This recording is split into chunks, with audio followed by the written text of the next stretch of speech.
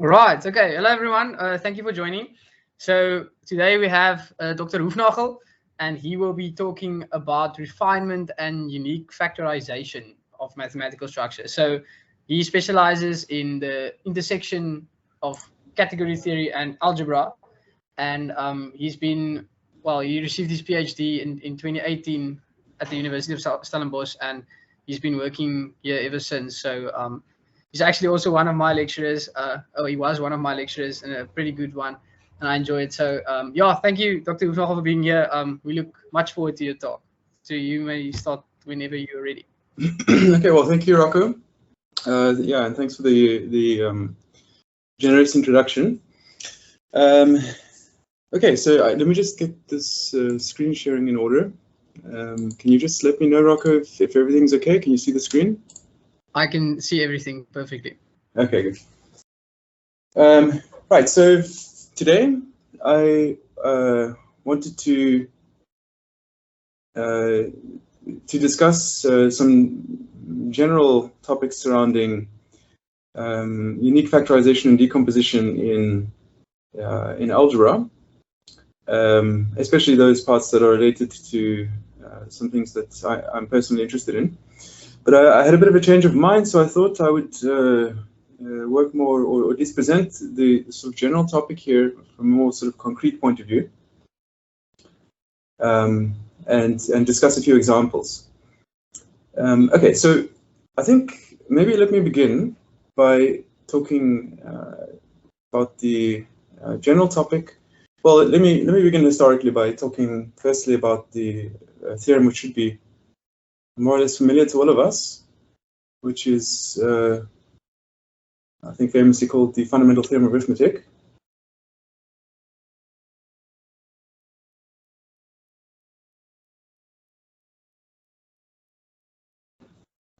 So this theorem is a very old one, actually. In fact, it goes all the way back to Euclid, and so this is really a theorem which is thousands of years old.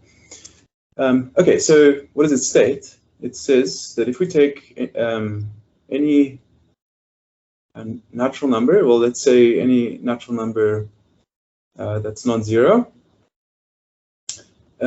such that, well, firstly, it must not be equal to 1. Then there exists, so there are prime numbers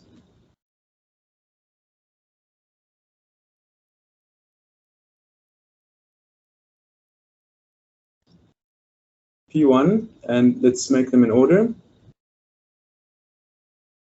up to say Pk.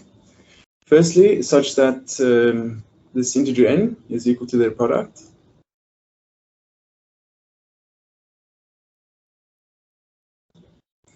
And that this representation is unique.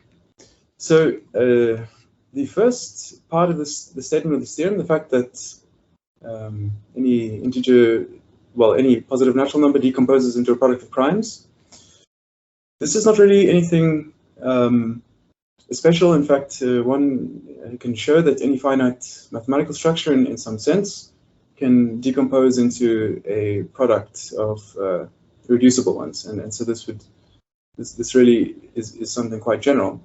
What's significant is the uniqueness part, which is stating the following. Okay, so such that we have this, and for any primes, let's say Q1, okay, also in order, Q1, Q2, and so on, to QL, such that their product as well is equal to n. So we take Q1, Q2, all the way up to QL. If this is equal to n, then then the uniqueness part of the statement is really just expressing that Q1 must be equal to P1, and so on and so forth. But let me just say first that the length of the products must be equal, and more precisely, Pi is equal to Qi for any I equal to 1 up to k. Okay, so this is how one can express the uniqueness part of the fundamental theorem of arithmetic. Of course, there's many ways of doing this, but this is one simple way. Okay, so let me just highlight this.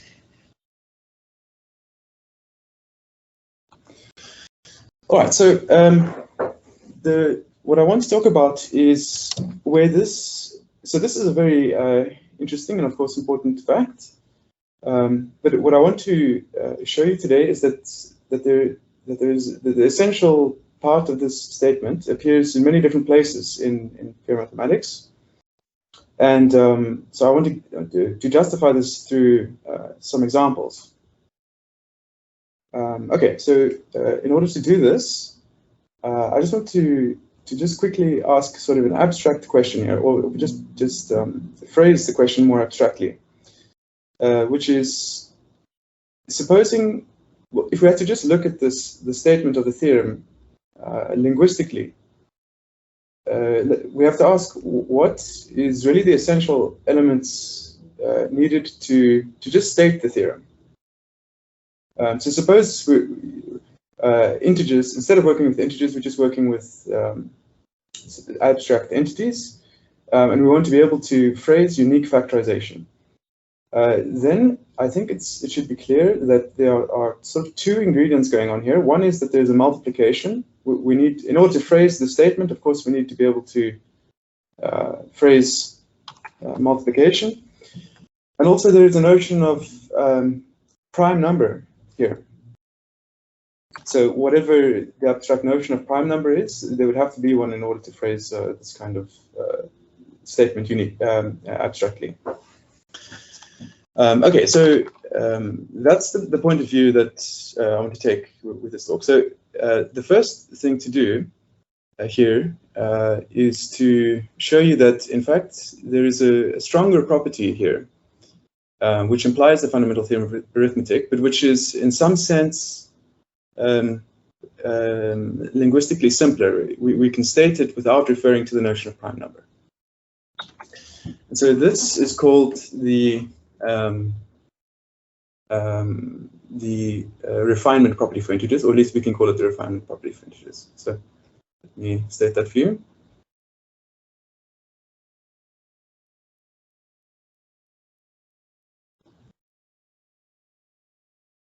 Okay, and then let's say this is with respect to multiplication. Right, so what does this say? Well, it says, let me say just in English what this will be saying. It will be saying that any two product decompositions, not necessarily prime number decompositions, but any two product decompositions have a common refinement. So let me phrase this now mathematically. It's to say that for any numbers, so let's say A1 up to AN in here, and any B1 up to BM in here. If we have that their products coincide, so the product of the A's, let's say A1, A2 up to AN, let's say this is equal to, okay, let's say capital N, and B1 up to BM, when we take the product, we get the same thing. If this is true, then there exists a family of natural numbers, non-zero, such that, well, firstly, let me just say what the indices are. So I runs from 1 to N, and J runs from 1 to M, such that something happens, namely that if I fix an I and take the product of all theseCij's, where J varies from 1 to M, So anyway, I take this product here. Then I get AI. And likewise, if I fix a J and let I vary, I can consider the product of the CIJs.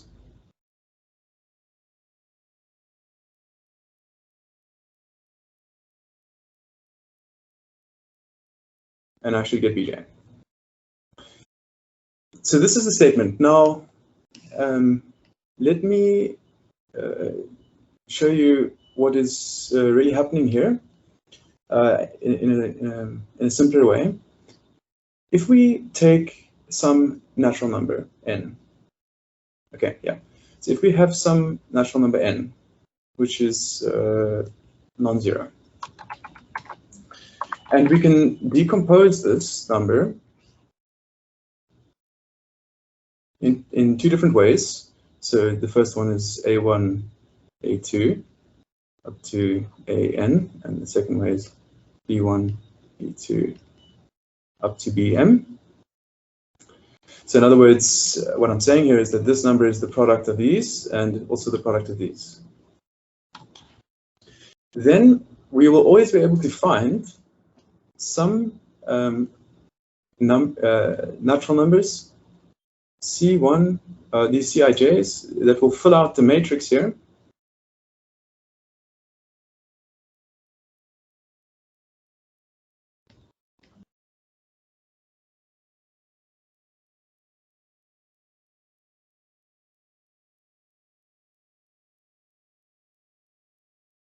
Such that the same phenomenon happens row-wise and column-wise, which is to say that if I take any, let's say any of these AIs, let's say the A2, for instance,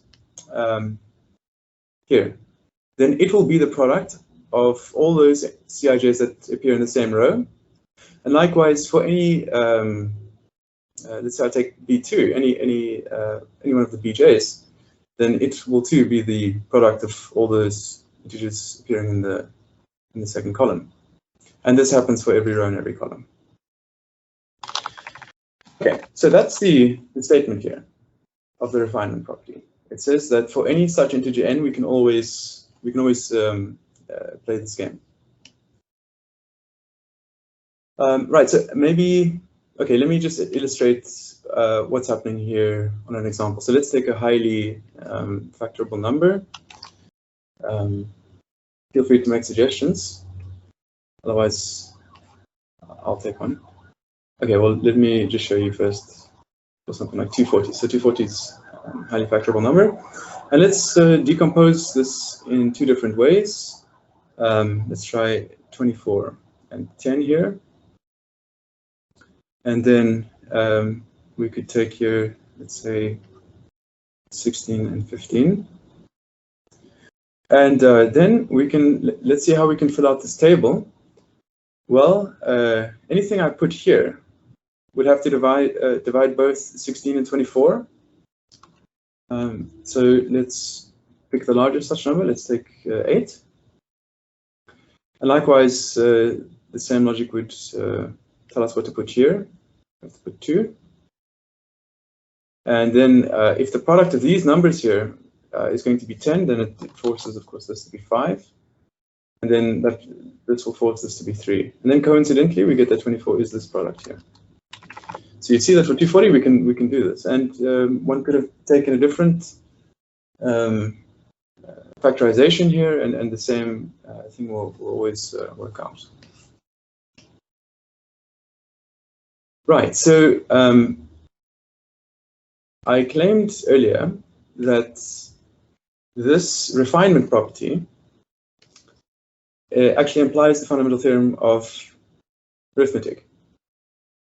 So let me just show you how, or let me just give you sort of an idea of how that could work.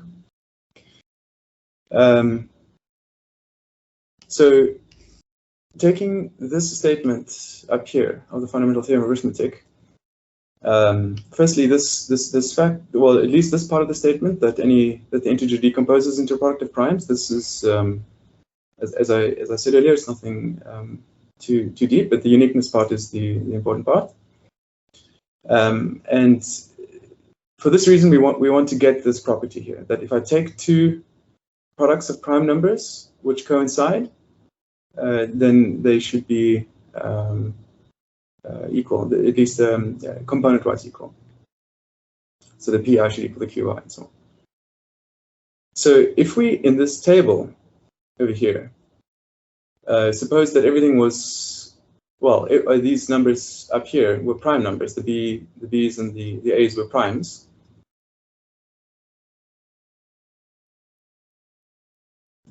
And likewise here. And also let's suppose that we have that they are all in order, and likewise here. Then, because these numbers are prime,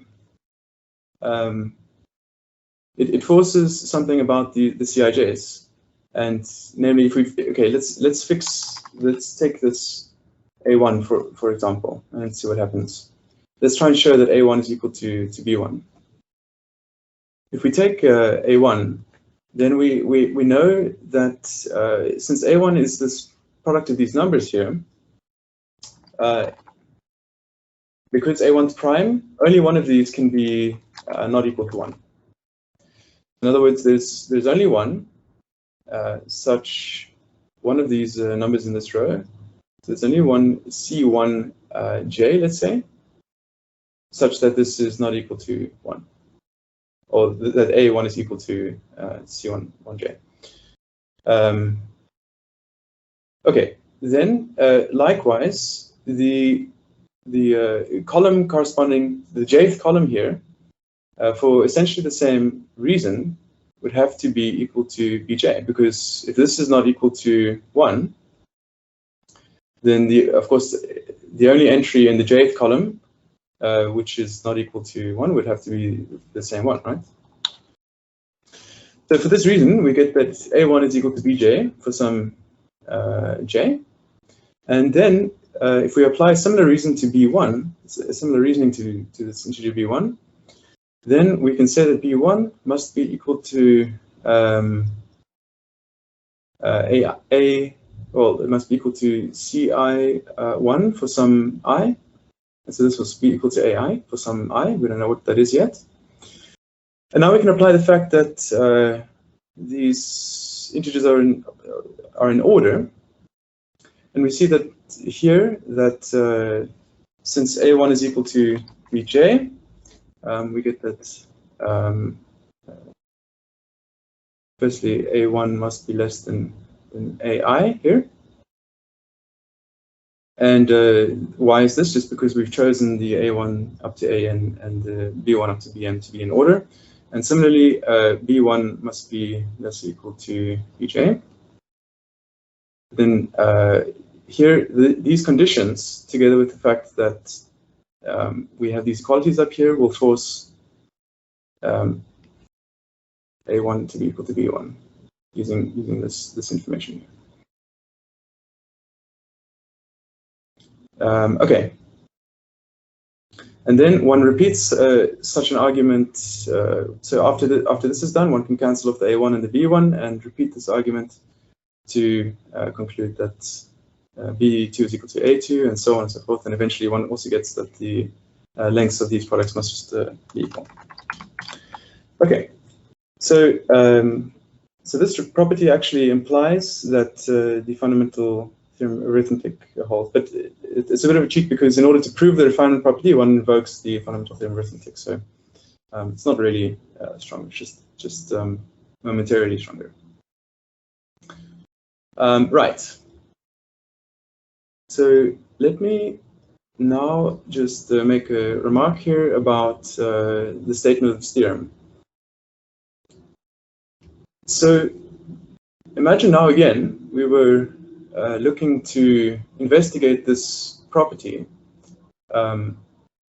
abstractly. Then again, we have to ask the question: what is the sort of necessary ingredients to prove this this property? Sorry, not to prove, just to state this property, the refinement property. And here you'll see again, all we need is some way of multiplying things. So we need a set together with a multiplication. And essentially, that's all we'll need. But if we want to write products without brackets in this way, we would want that the multiplication should be associative. And so just to say it one more time, in order to just phrase this property, we really are just using multiplication of integers and the fact that multiplication is associative. We're not talking about any notion of prime number here or anything. So for this reason, if we want to investigate this kind of property in other situations, or at least unique factorization property in different situations, it's easier to work abstractly with this refinement property. All right, so let's move away from integers for a second and just talk about how this refinement property can arise in a different way. So let's talk about refinement property of sets.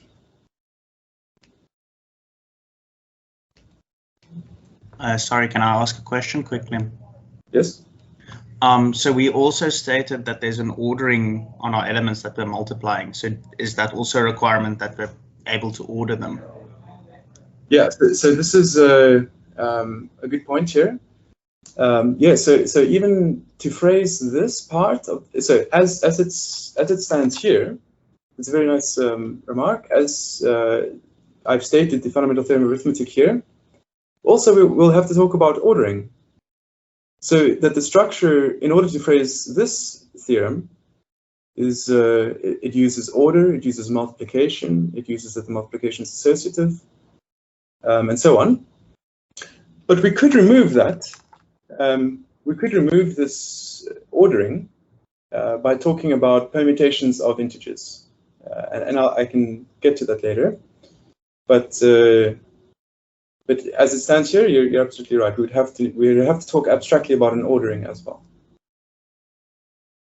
So this is another advantage of the refinement property because it doesn't talk anything about. It says nothing about ordering necessarily. Okay. So let's now talk about refinement property of sets with respect to union. So this will be a lot simpler, actually.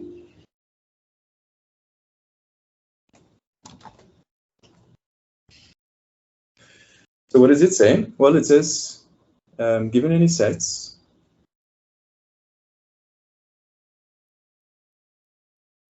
let's say A1 up to AN and B1 to BM,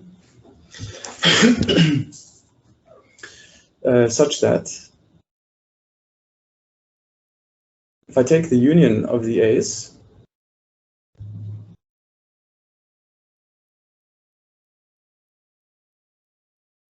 I get some set X, and if I take the union of the B's, I get some. I get the same set.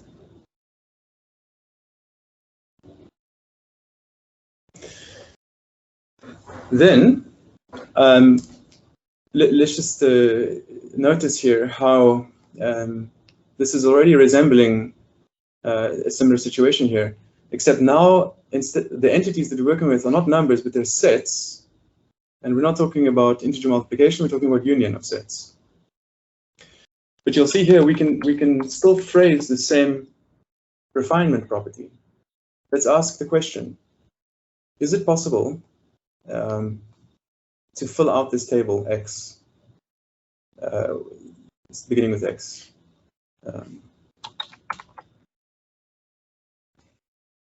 Such that I list the A1s here in the first column, and likewise here the first rows these. So is it possible now to insert sets into this table in such a way Let me just fill out this table first.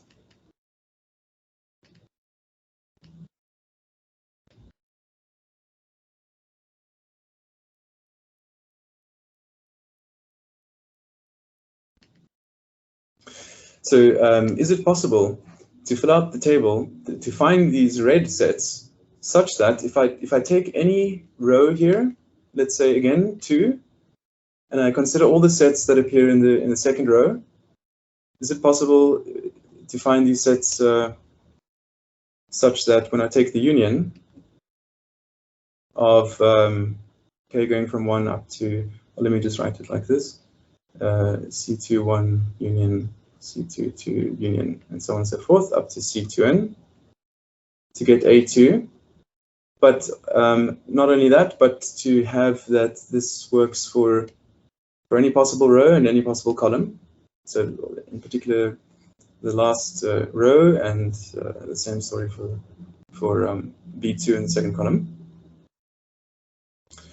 Well, we can again notice something about this table. If we had to fill such a table, then let's zoom in on this set here, the C1, C11. Well, C1. Well, okay. Let me actually focus in on this one, C21. If we're going to have that C21 is part unioned with something else is going to give us A2, then in particular we're going to have that C21 as a subset of A2. And for a similar reason, since all the sets in the first column here must also be such that when I take their union, I get B1, we must also have that C21 as a subset of B1. And so now, I think this is very suggestive of what we can take C21 to be, because we're looking for, I mean, this construction should work for any 2 sets. So is there a universal way of constructing a set which is the subset of these 2? And, let me ask you to guess if you have a suggestion here, while I just fill out the rest of what I'm going to say.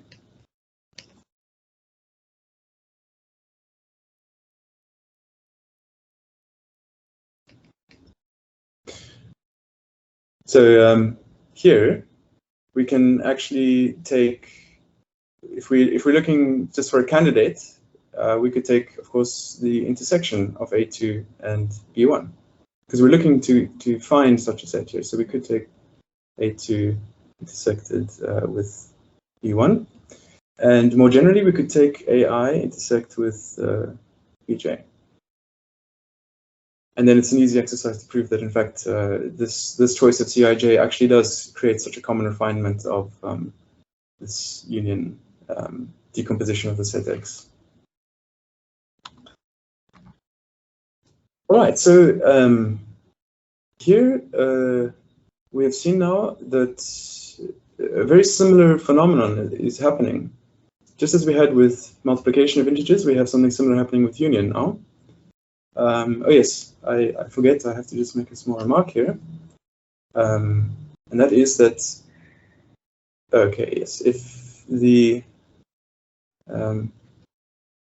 AIs are and the BJs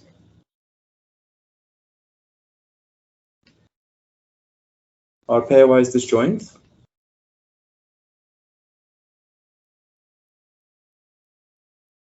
then so are the Cijs.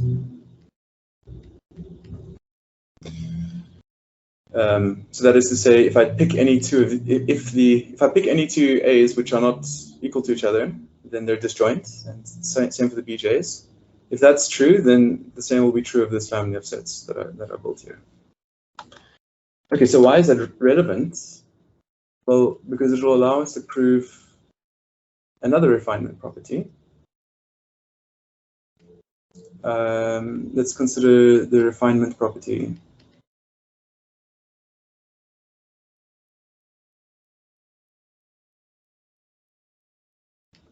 of the natural numbers with respect to sum.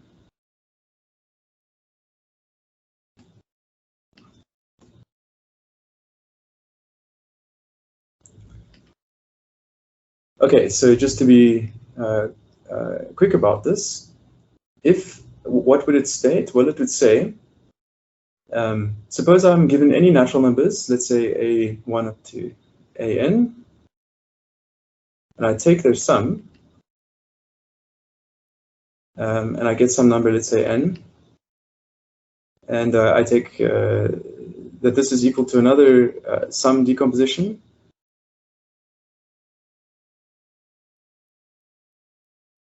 So if I'm given such a situation of natural numbers, now let me just mention that these numbers here can be 0. So we're not just working with non-zero natural numbers here. If I'm given such a situation, the same basic question applies. Is it possible that we can construct from this a common refinement? In other words, can I solve this refinement problem for in a similar way? Okay, let me just draw the table again. So if I put n here, and I put my a1, a2, and so on,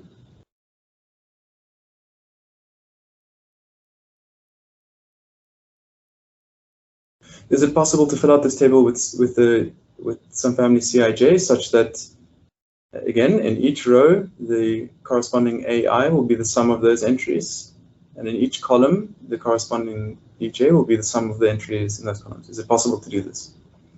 So that's the question. Again, here you can see we're now not working with that this situation is genuinely different from the previous one. Now we're working with integers together with sum.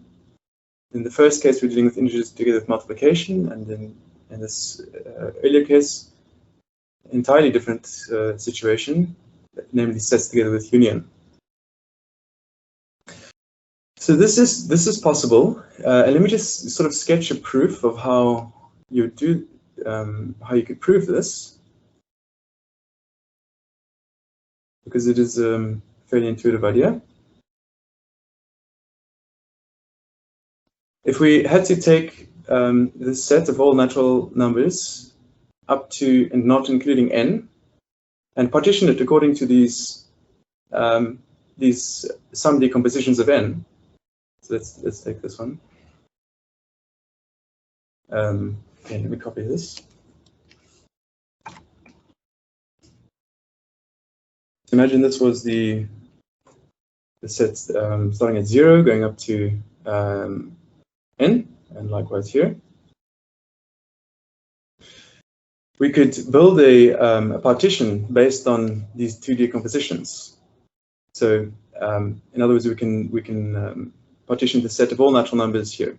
So the way we do this is we consider where these integers starting at a1, we consider the set here. So this is going to be a1 here. And then we create a distance a2. So we go up to a1 plus a2 here. And we include then a1 and all those integers up to a1 plus a2 and call that set a2. And eventually we get to the last set, which is an. And then this will form a partition. So that is to say, we'll just have a family of sets, which when I take the union, I get all the numbers in between 0 and n, not including n. And they're pairwise disjoint. Now the same thing applies here for the B.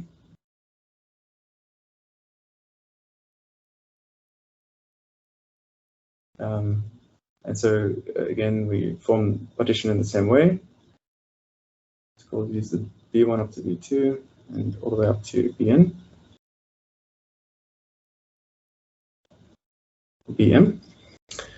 And so in this way, we've constructed these two families of sets such that when I take the union here of the A1, so firstly, they're pairwise disjoint. I think that's straightforward. And also, their unions are equal to all those integers between 0 and n.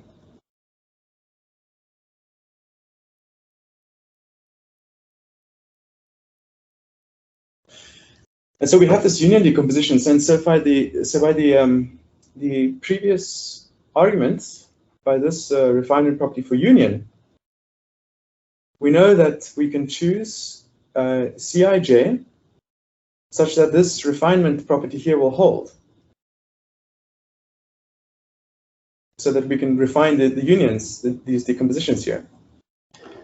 And moreover, by this remark here, we know that this refinement should be pairwise disjoint. And so the effect that this will have is that if we take, suppose that this family Cij refines this particular union up here, and let's take, let's define integer Cij to just be the size of these sets. Then it will turn out that this choice will refine the sum decomposition of this integer n. And so here's another example of where refinement property happens.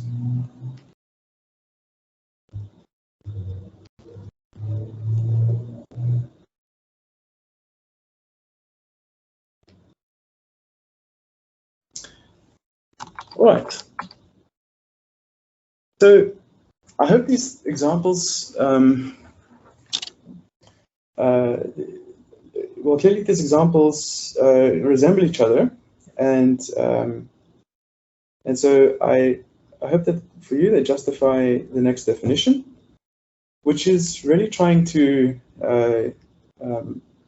phrase what I said earlier at the beginning of the talk, which is to abstractly phrase what is going on here.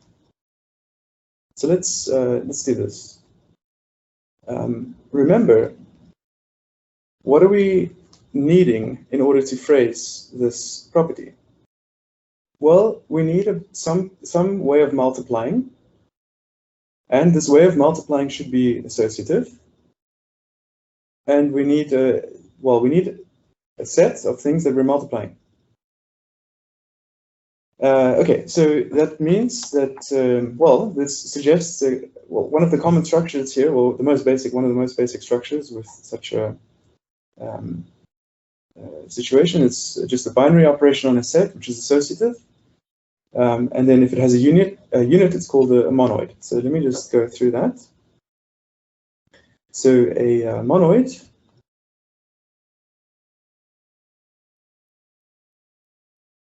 is a triple. M star E, let's say, so where this here, this M here is a set, and this here is a binary operation. And this here is simply an element, which is the unit for this binary operation. Okay. Oh, I should just mention this binary operation is associative. Okay, so given a monoid, we can define this refinement property with respect to the monoid. With respect to the structure, we can phrase abstractly what is happening here. And so let's do that. Let's say that this monoid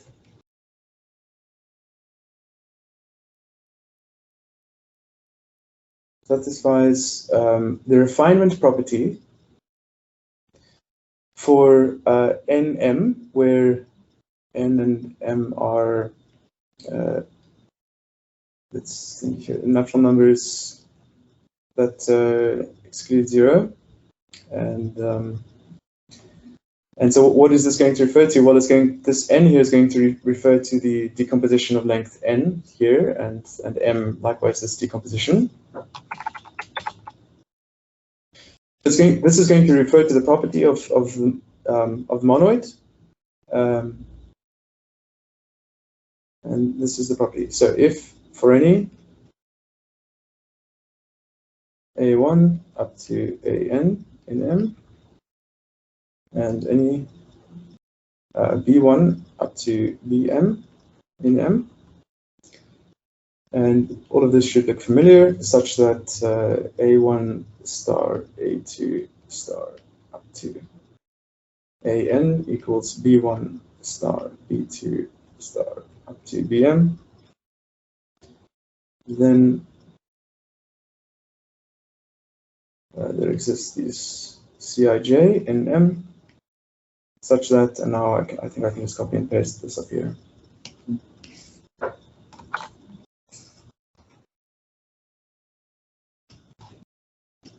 And just to make sure that we're using the binary operation of the monoid instead of multiplication of integers.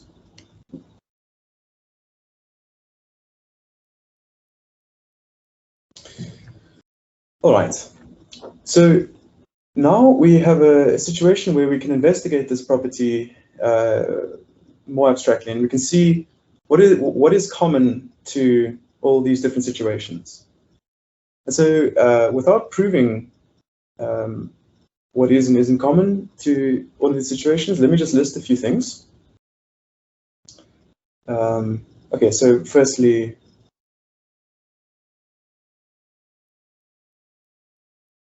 I should just say this is a very nice property, and I encourage you to prove it if you want. And that is that the refinement property for 2,2 implies the refinement property. Now this is for any monoid, Nm. In other words, if I have two decompositions of length 2, let's say A1 plus A2 equal to B1 plus B2, and in my monoid, I can always solve such a system. In other words, I can always find the C11 here, and the C12, and the C21, and C22. Then, in fact, I can do this for any decomposition of any length. Okay, so that's the first general property. So in other words, if we have a specific monoid, a specific multiplication in question, we want to know, does it satisfy this refinement property? We only really need to verify it for n and m equal to 2. We need to just look at this 2 by 2 case. Okay, now if you have done the foundations module in the second year, you'll know how to take products of monoids, and you'll see that if I'm given that M1 and M2 are monoids which satisfy the refinement property. And what will I mean by refinement property? I'll just mean that they satisfy this for the time being, because if they satisfy this, they satisfy everything. And so if we are given two such monoids, then their product will again satisfy refinement property.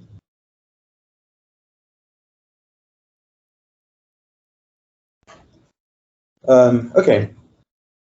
Now, there are other constructions under which this refinement property is stable.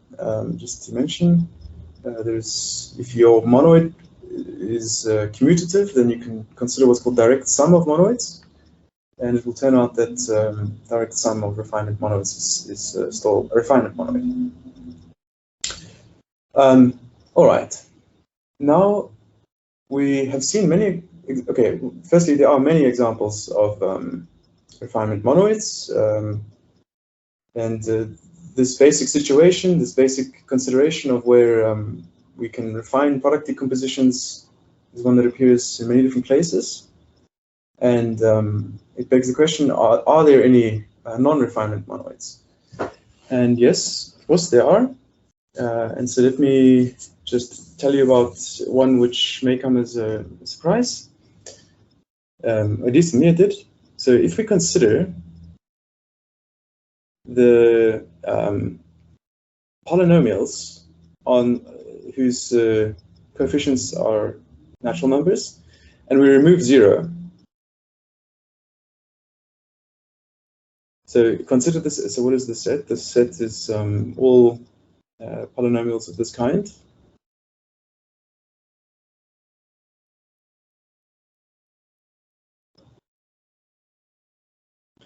and we consider it without the 0.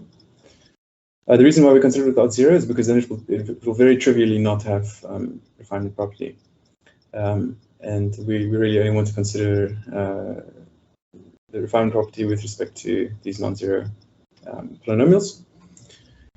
Then, so we want to consider this together with multiplication. So consider the set together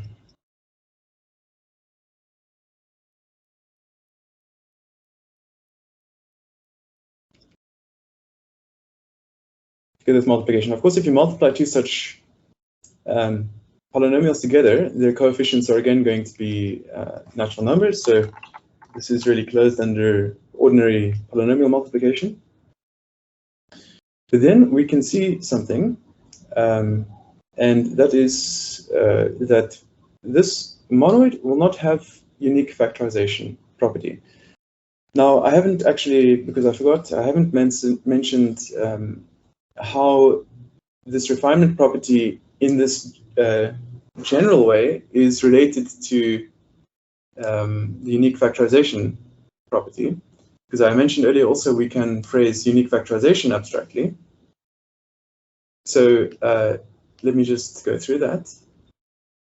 Firstly, the notion of a prime number, how does that abstract to an abstract monoid? Well, let me just say, if we're given an element in M, we can call it irreducible.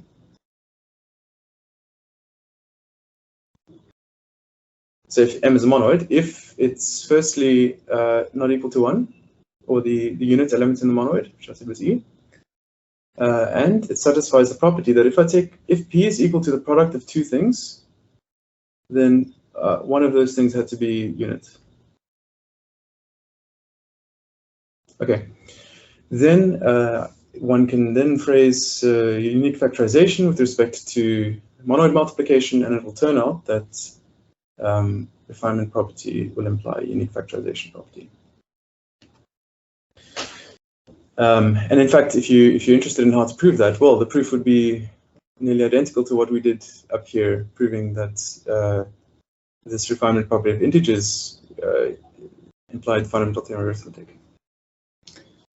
Okay, so so let's see that this can't be a refinement monoid. Well, if we take this polynomial and multiply it with this one, we're actually going to get cyclotomic polynomial.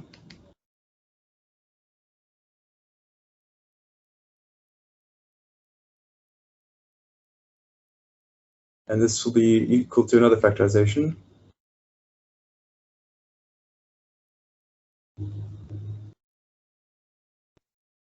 That's x squared. And the point is here that each of these factors here, this is irreducible, this is irreducible. In fact, all of these factors here are irreducible. And of course, there's no way to permute these factors to get each other. So in other words, this polynomial here factors into irreducibles in two different ways. So this is something quite surprising, because the corresponding fact would not happen if we replaced n by z. If we considered non-zero polynomials here, this would have unique factorization. All right, so that's one example, but I think I'm getting close to the end of my time here. So in fact, let me just close off here with some general remarks. Okay, so let me just mention what happens in a different way. So we've considered how to investigate each of these refinement properties in one way, namely through this concept of a refinement monoid. And we can also investigate this property in a different way, and that is with respect to categorical products. So in category theory, which is the subject that I work in, There is a concept of product, well, we can call it universal product.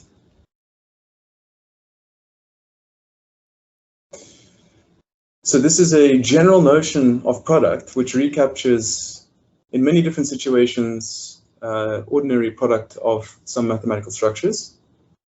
For instance, if you know what a group is, then the product of group will be an instance of this universal product. And we can then consider, well, we can consider unique factorization, for instance, with respect to categorical product. It would be phrased completely analogously. So we consider two product decompositions. And we could ask, again, there would also be some corresponding notion of irreducible or prime object in the category. And we could ask, whenever we have an isomorphism between two such direct product representations, when is it true that, well, in fact, the lengths had to be the same, and there was a permutation such that one factor is isomorphic to the other. So, which is to say, each factor in the one product decomposition is isomorphic to one in the other. Okay. So I'm sorry if you don't know what isomorphisms are, but the point is here that this question, this phenomenon of unique factorization can be asked with respect to categorical product, and then one can ask, for instance, does the entire, do groups, for instance, or do vector spaces, or do monoids have unique factorization with respect to isomorphism, and where are the things that we're multiplying are not just numbers or sets, but they're actually entire structures. And this turns out to be a very rich mathematical question with a long history, but now I've run out of time, so I can't go into it too far. So let me close off here, and thank you for your attention, and I'll gladly answer any questions if you have any.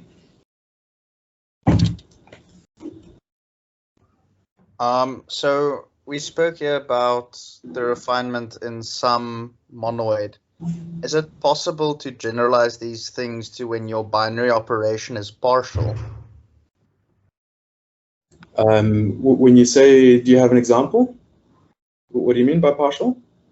So the example I'm actually thinking of is, say we have a set of sets as our underlying set, and we can only, our operation is taking the union, and it's only defined if the two sets have non-empty intersections. So we have some partial operation.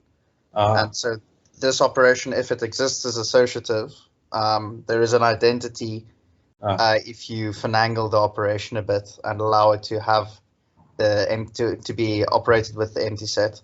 And so under this, I can imagine structures that are refinable and that aren't refinable, but I'm interested in, is it able to, because you made quite a general statement here within monoids, so is it possible to generalize that, do you think, to partial monoids? So that's a very good observation, indeed, and it's a nice example.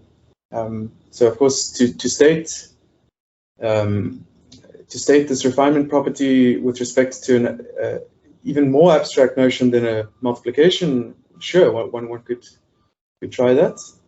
And then I think if I'm not missing anything, I think this refinement property of sets would be an example of this. When you ask that multiplication only exists when the sets are disjoint. Yeah. Okay, thank you. Okay, are there any other questions?